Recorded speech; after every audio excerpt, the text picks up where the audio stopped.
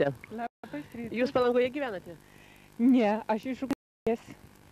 Na ir štai tokį ankstyvą rytą sutinkate prie jūros. Specialiai atvažiavote? Specialiai mes čia esam sveikatingumo mokyklai. Na, kas jums pasiūlė atvažiuoti į šią mokyklą? Į šią mokyklą tai mano sūnus, todėl kad jis 2 kartus jau esas buvęs. Ir bet džiaugiuosi, žinokit, aš esu animaciniam filme. Kitaip neįsivaizduoju. Neįsivaizduoju žmonių, kad galėtų taip šypsotis. Jų veiduose saulė. Įsivaizduokit, nerandu žmogaus, nėra viršininko, jokio viršininko, tik yra Dainius. Visi, kas kreipiasi, bet koks skaitovas, sako, tai Dainius man sakė, kad jis yra direktorius, niekas neminė. Įsivaizduokit, Tai svarbu, kad nejauti viršininkų šalia savęs. Jokio viršininko, draugystė neapsakoma, vadovai nepaprasti idealūs. Aš nesuprantu, kaip tą mokyklą surinko tokius žmonės. Kaip jie surinko ir kaip. Ir dabar iš čia mes Gintarė, pagrindė Gintarė čia. Iš Gintaro jau juos, nori išmesti, taip jiem duoda kažkokią bazę nedidelę, kur tilp 100 žmonių. Žinokit, čia reikia visai Lietuvai pereiti per šitą mokyklą.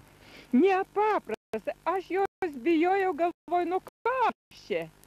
A dabar kaip gerai ir ryte, kada atsikeli, kada šiltas iš patalo. Žinot, tai, pasimankštinė ryte ir kadangi mes jau senas va su močiutė, tai einam pėsčias. Ateinam pėsčias, įsimaudam ir pamažu pareinam, gerą, nejaučiam šalčio, nejaučiam nieko. Ir nuotaika visą dieną gera? Visą dieną nuotaika. Aš nežinau, aš sakau, aš dėkoju savo sūnui. Nemoku pasakyti, kaip, kad jis man suteikė tokią laimę. Laimė ta žodžio prasme. Jūs manote, kad jeigu nori, štai jisai susiranda būdų, kaip turėti tą nuotaiką, reikia ieškoti žmonėms? Būtinai reikia, būtinai. Žmonės nesupranta. Aš žinau, kada mano sūnus parvažiavo ir aiškino žmonėm, tai žmonės numoja rankas, sakė durnius. Tikrai. Ir aš skaitau, kad čia, jeigu aš jau sena, šitą jaučiu, tai aš skaitau, kad kiekvienas privalo atvažiuoti. Ir čia mokykla labai gera. Vakar buvo pas mus palaukit, kaip vadinasi, vegetarinio maisto šventė. Žinokit, mes valgėm tos visos patiekalus ir visai skanu ir nieko nereikia. Nieko nereikia ir visai nereikia tos mėsos ir nereikia pieno. Žodžiu, prie dabartinių ekonominių sąlygų galima šypsotis ir... Galima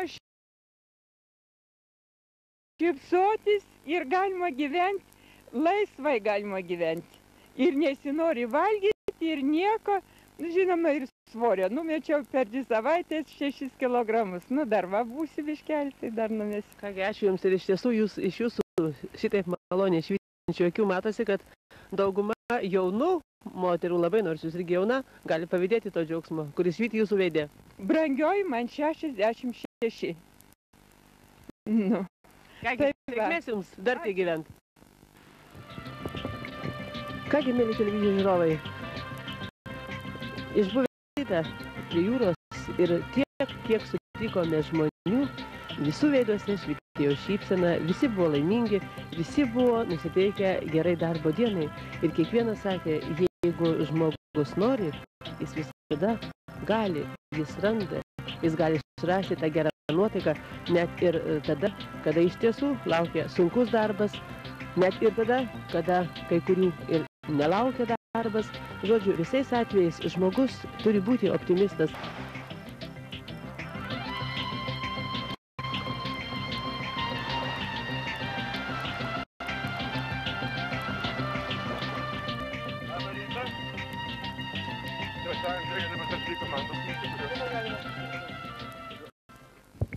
Labai rytą, Dainiau. Tiesiog jūs taip įsivadina, kiek kalbėjom šiandien prie jūros, jūs niekas kitaip nesikreipė, todėl aš irgi taip kreipiuosi. Na, bėgate prie jūros, kiek metų lakstote? Na, lakstau, kiek aš prisimenu, tiek ir lakstau, bet buvau daug metų nebebėginėjęs.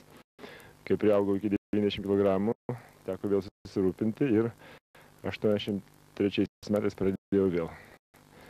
Štai jau 9 metai, kai kas rytą bėginėjau.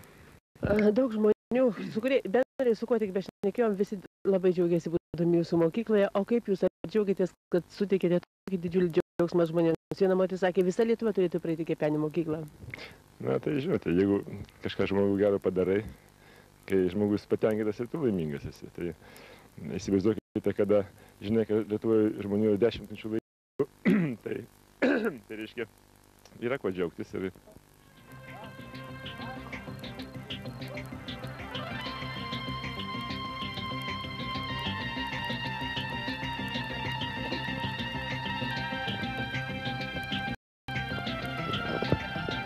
Ar tiesa, kad Palangos sveikatingumo mokykla pati pigiausia ir efektyviausia sveikatingumo mokykla pasaulyje?